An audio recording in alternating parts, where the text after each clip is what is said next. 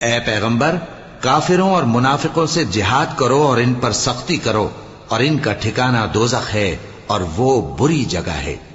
یہ اللہ کی قسمیں کھاتے ہیں کہ انہوں نے تو کچھ نہیں کہا، حالانکہ انہوں نے کفر کا کلمہ کہا ہے اور یہ اسلام لانے کے بعد کافر ہو گئے ہیں، اور ایسی بات کا قصد کر چکے ہیں جس پر قدرت نہیں پا سکے۔ اور انہوں نے مسلمانوں میں عیب ہی کون سا دیکھا ہے سوائے اس کے کہ اللہ نے اپنے فضل سے اور اس کے پیغمبر نے اپنی مہربانی سے ان کو دولت مند کر دیا ہے۔ سو اگر یہ لوگ توبہ کر لیں تو ان کے حق میں بہتر ہوگا، اور اگر منہ پھیر لیں تو اللہ ان کو دنیا اور آخرت میں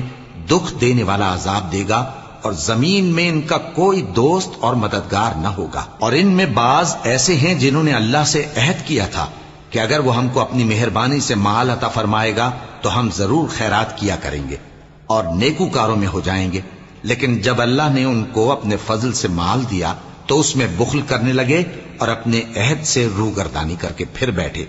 تو اللہ نے اس کا انجام یہ کیا کہ اس روز تک کے لیے جس میں یہ اللہ کے روبرو حاضر ہوں گے ان کے دلوں میں نفاق ڈال دیا، اس لیے کہ انہوں نے اللہ سے جو وعدہ کیا تھا اس کے خلاف کیا، اور اس لیے کہ یہ جھوٹ بولتے تھے۔ کیا ان کو معلوم نہیں کہ اللہ ان کے بھیدوں اور مشوروں تک سے واقف ہے،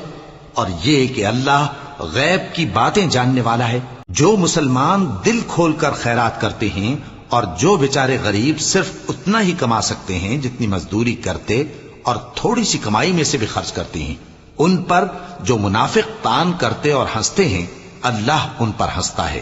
اور ان کے لیے تکلیف دینے والا عذاب تیار ہے۔ تم ان کے لیے بخشش مانگو یا نہ مانگو برابر ہے، اگر ان کے لیے 70 دفعہ بھی بخشش مانگو گے تو بھی اللہ ان کو نہیں بخشے گا، یہ اس لیے کہ انہوں نے اللہ اور اس کے رسول سے کفر کیا، اور اللہ نافرمان لوگوں کو ہدایت نہیں دیتا۔